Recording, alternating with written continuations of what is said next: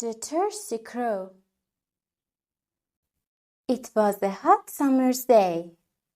A thirsty crow flew into a village searching for some water to drink.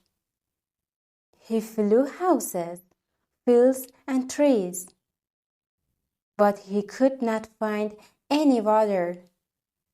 After a long time, he came across a farm. Under one of the trees on the farm was a pot of water. There was very little water in the pot. The crow tried to reach the water, but he was not able to do so as the neck of the pot was very narrow. He then tried to push the pot down for the water to flow out, but the pot was too heavy for him. The crow looked around. He saw some pebbles. An idea struck in his mind.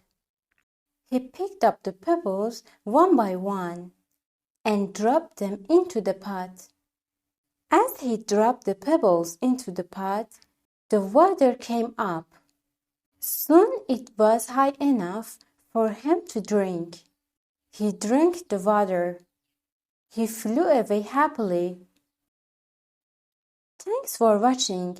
Please subscribe us and don't forget like and comment.